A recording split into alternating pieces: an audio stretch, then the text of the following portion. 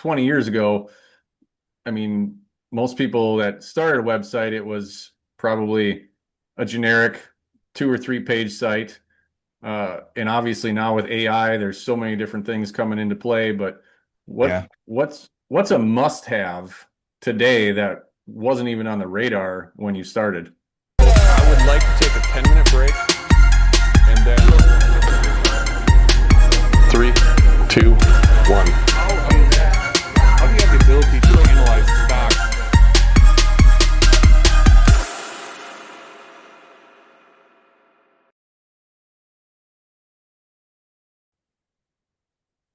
Welcome to the Generations of Wealth podcast. I am your host, Derek Dombeck. Today's episode, it's all about websites. And these are things that are necessary, but yet can cost you a lot of money and cause a lot of frustration if you don't do it right. So when we bring on our guest, that's what it's all about. Before we bring Todd on, though, I say this every show. This is all about helping you, and anything that I can do to help you, please don't hesitate to reach out.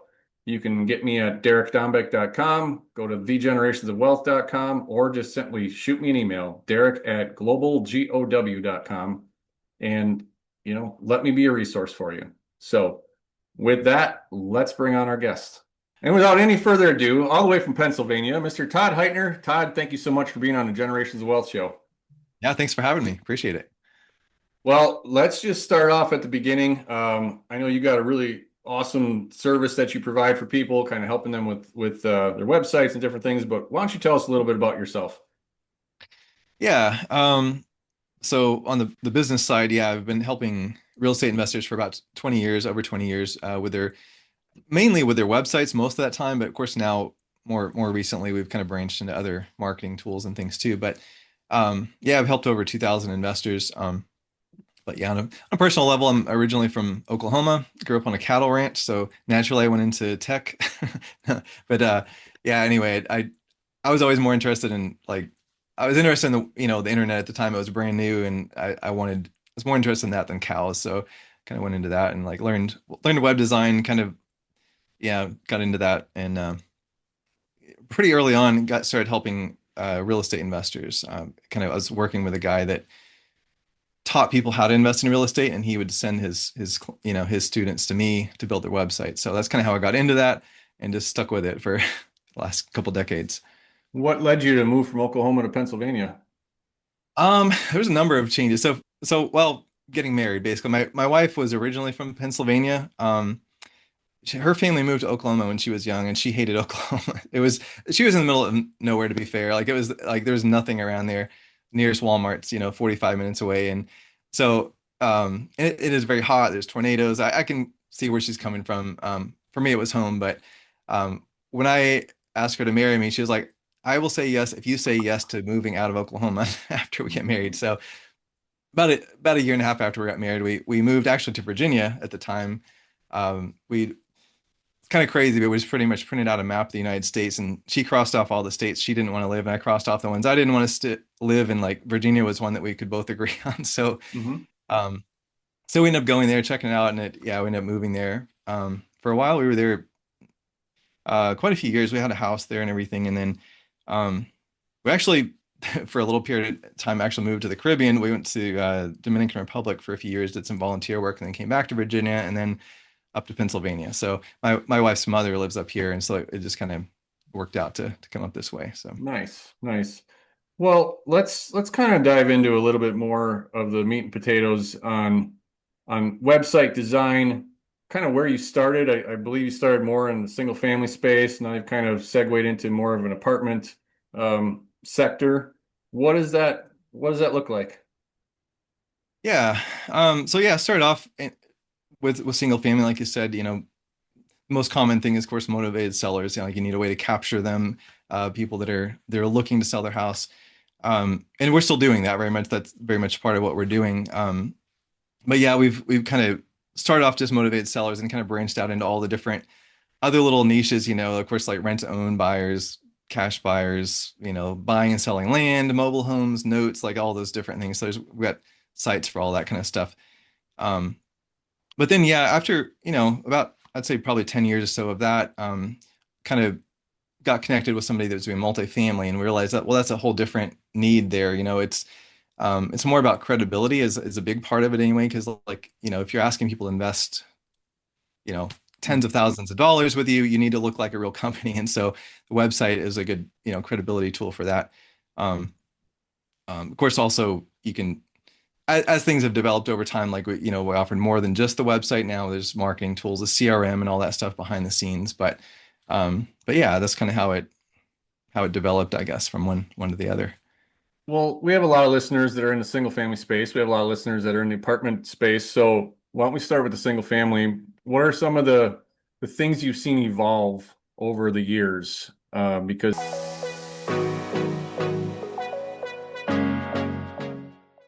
well, enough people have been inquiring, and I'm going to make this super simple on all of you that are listening to the show.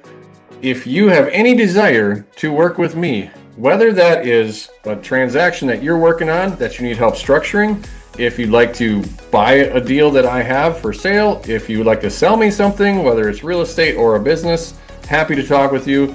Or if you want to be a financial partner in one of our real estate transactions, simply go to derekdombeck.com. On the homepage, there will be a tab and there will be a web form for you to fill out. Check the boxes that make the most sense for what you want to do, and you will get directed to schedule a call with me, and let's have a conversation. Let's see what we can do to work together. So look forward to hearing from you, no matter what it is that I can help you with. Again, go to derekdombeck.com, fill out the web form, schedule a call, and I will talk to you soon. 20 years ago, I mean, most people that started a website, it was probably a generic 2 or 3 page site. And obviously now with AI, there's so many different things coming into play. But Yeah. what's a must-have today that wasn't even on the radar when you started? I think one of the really important things is, well, SEO is very important, to make sure that you just at least some basics of it so that people in your area can find you.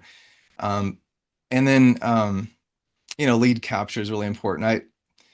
Which I mean, a lot of sites do this now, but just having a really basic lead capture where it's just minimal contact information up front, because you don't want to have a huge form that scares people off. So like asking for a little bit up front and then more on the back end after they've given you the basics. So, but yeah, getting that. And then I think one of the big things now even is the speed to get in touch with, to respond to people, because we're kind of more and more stuff is becoming instant, and so people expect instant. And so I think that's where automations and things can help out with that. So that's one of the things we've kind of added in, is the ability to have automations. You can build out whatever you need, but just for example, if somebody fills out a form, they immediately get a text message, or you get a text message so you can call them, or things like that, to keep in touch, just so people know that their information has gone through. And I think a lot of times now, whoever gets back to them quickest is probably more likely to, well, they're at least going to have an advantage. So I think speed to get back is important. Are you still thinking that like giving away a free report or something like that actually draws people in, or are people turned off to that nowadays?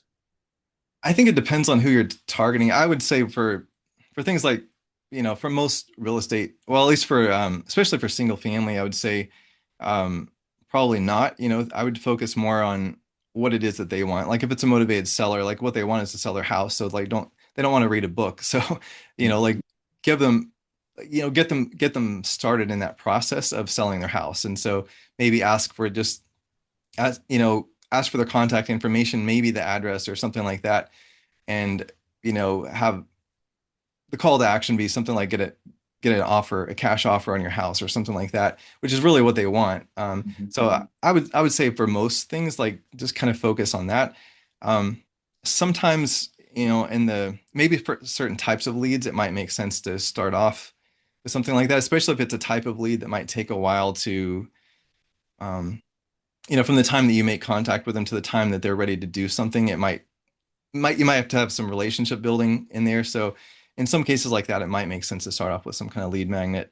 But again, make it like, it should be practical, something that's going to solve a problem they have. And it shouldn't be like a book, it should be something that they can consume or use within 5 minutes and get some kind of benefit from it. So, But yeah, it should be something that's solving a problem for them and not just a, generic ebook or something. Right. And specific to the house buying sites, are you incorporating an AI bot or something that's answering FAQs right on the front end, or are you just driving them to an appointment? So what we have built, by default is more of just a way to like capture their information and send you their information and also send them a message and get them to fill out a more detailed, report of their situation. But we have that functionality is very much there to do an AI chatbot if you want to have that on the front end, or um, which could either be, yeah, it could do like it could answer questions, it could drive them to book a call, or schedule an appointment or whatever. So all of that's there, but in everybody's business is a little bit different. And, you really need to have it trained on your business, to specifically because everybody does things a little bit differently. And so, but the functionality is there though, for those that are ready for that, but yeah, not everybody wants to. So, Well, and that's kind of my beef with some of the CRMs, right? Like I've used multiple CRMs over the years, and I'm not going to name names, but you buy into a CRM and you can build your websites through there, but your functionality is limited to what they agree to. So the CRM that I currently use, we want to start using their AI agent, except by default, it said we pay all closing costs. Well, I don't always pay all oh, closing costs. It right. it depends. It's case by case. So that one thing was the reason I won't use that AI agent Yeah. because I couldn't customize it. Right. Yeah. Yeah, with our platform, like you can provide whatever training you want and tell it, don't discuss this topic or this is how we handle this situation. And like, and then and I always suggest with any kind of AI thing, like test it a lot before very Mhm. thoroughly before you put it in front of any clients or prospects, because you just, you never know what it might say. And you need to figure out some of those things first before you put it there. But yeah, I think it's so important to be able to customize it because like real estate is not a one size fits all business. Like everybody's doing something a little bit different, different strategies. There's so many different strategies. So I think it's really important for that to be customizable. Definitely. So shifting gears to the apartment side of things, as you started getting into building sites for that, what did that look like?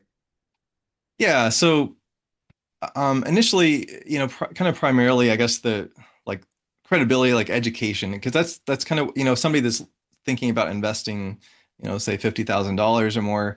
Um, they first of all need to understand, I mean, they need to you need to look like a real business, you need to look like somebody that's legit, but also they might need a little bit of education about how this process works because they might be new to this. Maybe they've invested in the stock market, but the idea of investing passively in real estate is brand new to them. So just explaining some of the terminology and that kind of thing is important, I think, for people to if they don't already know what that looks like. And so, but then, yeah, then at the same time, if the a lot of it depends on how you're marketing, I guess, though, too. But if it's people you don't know as well, then having some way to capture their contact information, or which either could be like a lead magnet of some sort, that people can sign up for, or booking a call, filling out a form, to invest, something like that. But um, I guess really with any business, you kind of have to take people through a process. You have to meet them where they are now, and then figure out what needs to happen to get them where you want them to be. In this case, to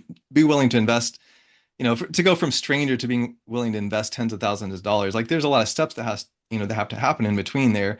You have to take people, you basically have to build a bridge, from one side to the other, and think about what they need at these different steps. And so some of that is going to be um, well, like some of what we have built out is automations and things that provide additional education, and kind of nudge people along to whatever that next step is. It might be initially just giving you contact information, then maybe filling out a little more information, like saying, okay, here's how much we'd like to invest. Are we accredited? That kind of stuff. And then, okay, now maybe getting on a call, and then, just kind of going through a process like that. So yeah, that's the basic idea.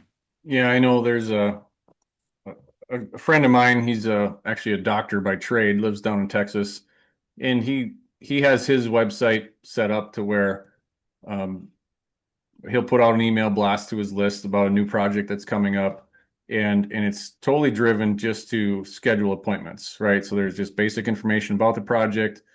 But what I liked about his automation, and I somewhat copied it for some other purposes, was they get the email.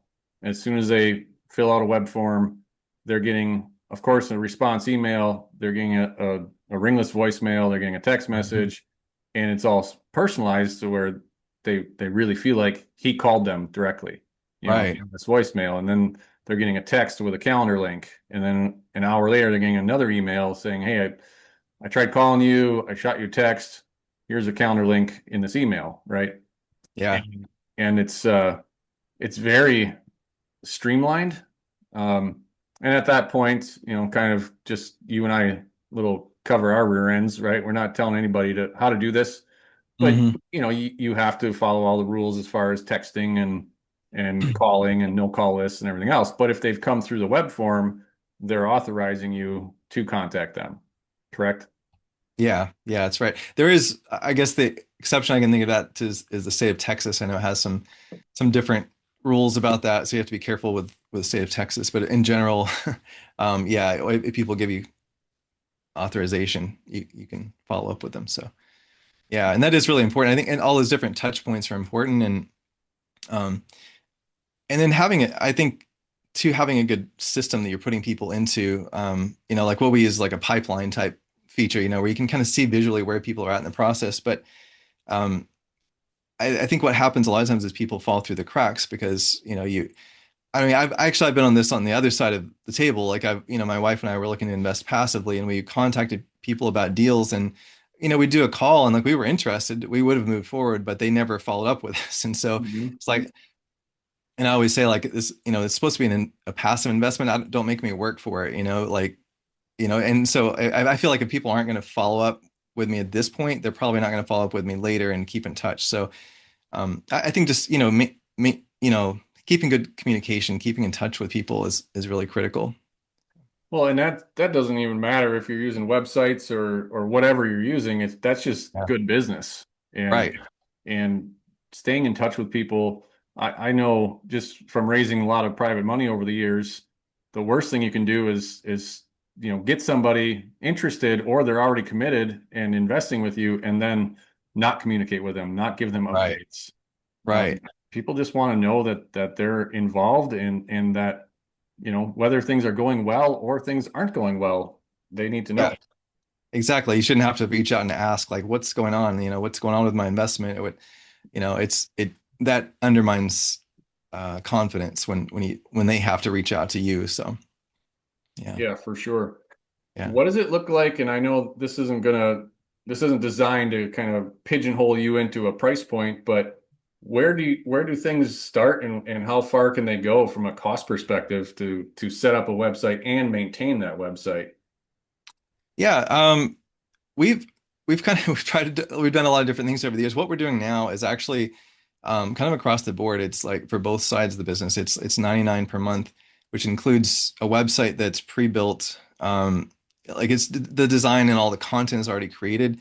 Um, uh, and some things behind the scenes too, with the CRM and stuff like that. Especially on the multifamily side, we have some automations and things. We're adding more of that for the multi or single family too. But the functionality is all there, and that we actually don't because we've got it kind of a process now where it's kind of streamlined. We don't charge a setup fee now. We used to, but now we kind of got it streamlined. So yeah, it's just at 99 a month. And then, well, there can be some additional costs based on usage. Like if you're sending emails, phone calls, text messages, that all that's based on how much you're sending. So it's going to vary by person, but it's a really low rate, but it's just that's the only thing additional on top of Well, that. and I'm assuming if you're adding an AI agent or a chat bot or things of that nature, those are all going to come with additional monthly service charges. Yeah, based on yeah, most of those things are kind of based on usage too. But yeah, the AI is built in. But yeah, depending on how much it's being used and how it's being used, it can cost more. But yeah, there's new functionality too, like being able to you can use AI to write blog posts for you or to even design pages, things like that. So um, or even managing conversations, like so the chat bot is one thing, but now you can also use even you can have AI even intercept emails and kind of respond to emails for you the same as a chat bot would, like the same kind of thing. So yeah, they're just based on usage for that kind of stuff. So what's your team look like? Is this something that you have just overseas help that's working for you, or what does that look like? No, so my wife and I are the owners of the business, and we have just a very small team.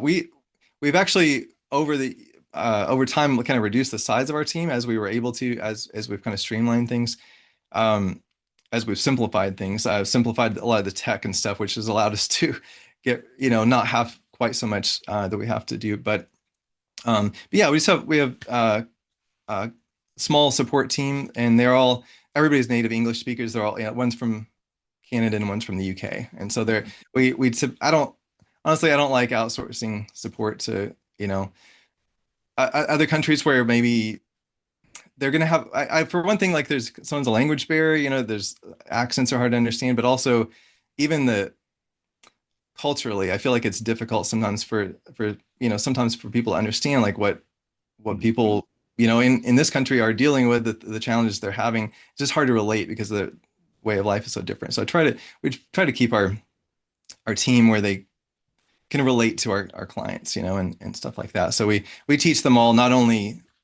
what they need to know to do their job, but also about real estate investing too, so that they understand what our clients are trying to do, what their goals are, the problems they're having, and challenges they have, so that they can really help them the best. So yeah.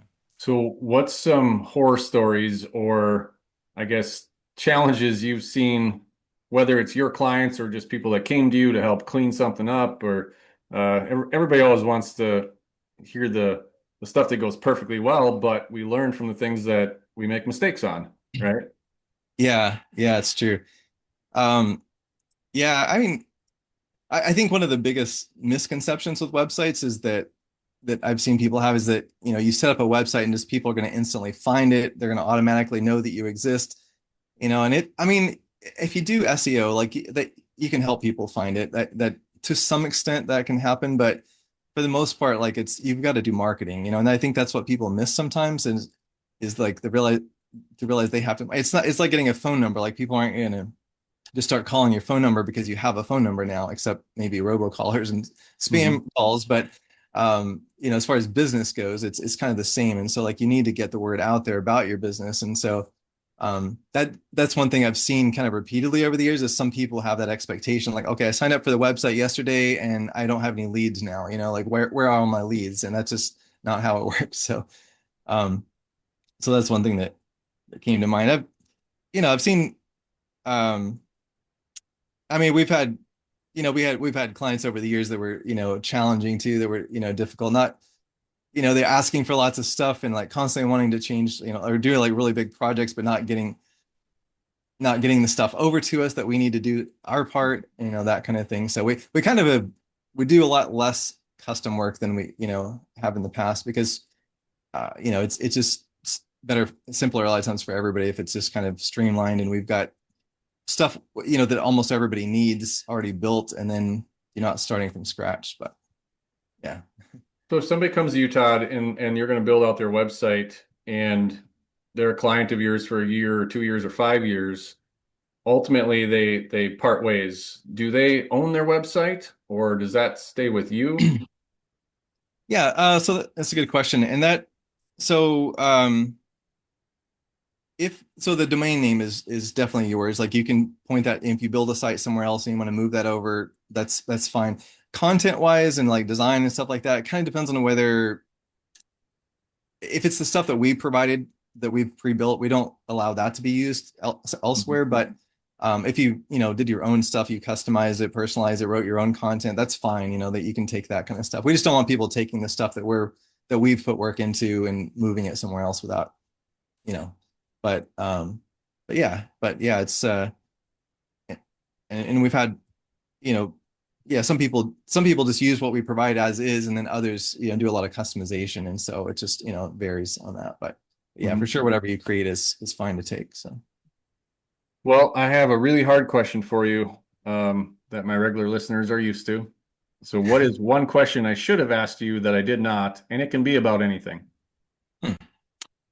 Okay. Let me think for a second. Um, yeah. Um, I guess, I mean, we kind of touched on this a little bit, but just like the biggest mistake that people make with their website, I would say, is kind of not having a follow-up system in place for behind, after someone fills out a form or after they call you or whatever. I think that's like the one of the biggest things. See, everybody always worries about getting leads, getting people to my website, but then so many people lose a huge percentage of them because they don't have a follow-up system in place. So, having them go into, a CRM where you're capturing them and then have, ideally like kind of what you were describing earlier, like automations have, a pipeline for certain kinds of leads where you can see where they're at and keep them moving ahead and things like that. Because the follow-up is, well, it said like the money is where the follow-up is where the money is, because that's where people tend to drop the ball. They don't follow up, and um, they just kind of go silent. And then like good leads that were warm and like would have done business with you, you're just letting them go cold. And then they move on, they find somebody else, or they whatever, they get distracted. And so I think planning that out, or having a process in place for that is so critical. And that's where a lot of people fail, to do that. And really, and not just in real estate, it's really in a lot of businesses. That's kind of a big problem point, I think, is just follow up and keeping in touch. And people need to hear from us quite a few times, to before they will move forward with this. And so, if you're not doing enough follow up, you're just wasting money basically on the whatever you're doing to generate the leads. Have you had challenges with sending domains in regards to, okay, you build out this sequence, and of course, it can get flagged as spam, or you send enough emails, and pretty soon your sending domain gets blacklisted. Has that been a challenge for you, or do you kind of have a workaround for that, or experience with that? Yeah, it can be a challenge. Yeah, it's when you're starting out with a new sending domain, like it basically is kind of like you've got to prove yourself that you're, not a spammer.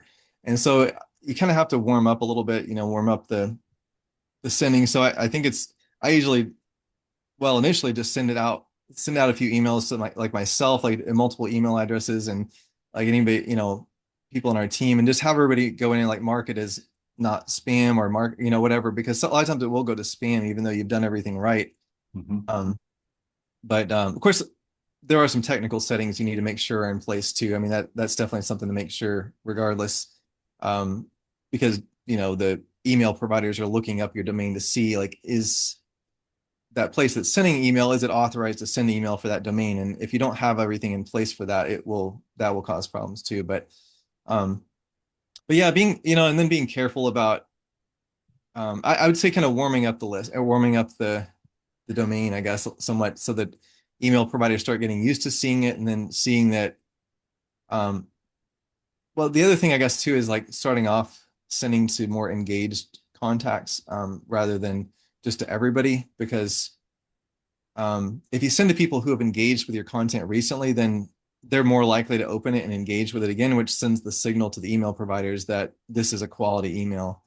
And so that will help to build up that reputation too. And then, because it used to be you could just have a huge email list and you just send out to everybody all the time and it didn't matter whether they open it or not. But now it really does. Like you've really got to be careful who you're sending to and only really send to the people who are engaging.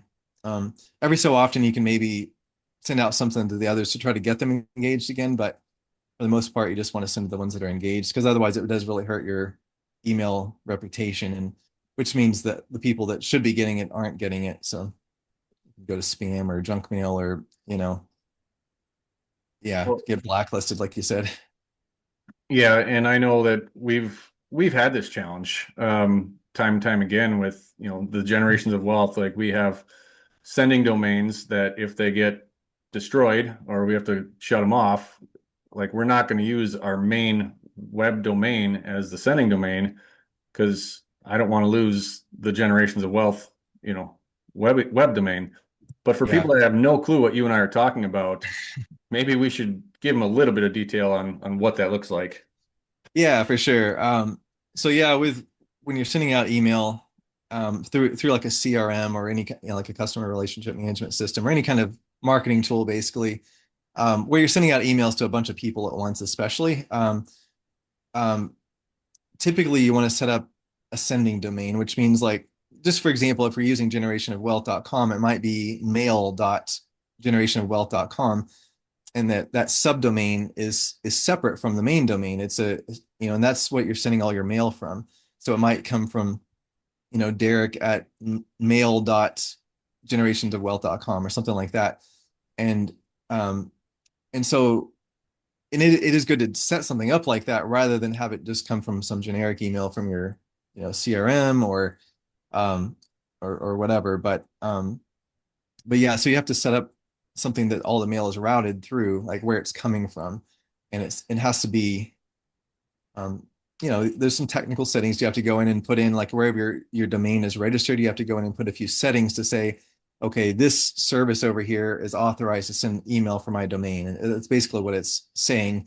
So that when an email comes in to like Gmail, for example, it's going to look up your domain and say, okay, who is authorized to send this email and where did it come from? And if it matches, then okay, the email is going to go through to your, the user, the one that's going to receive the email. So, um, but yeah,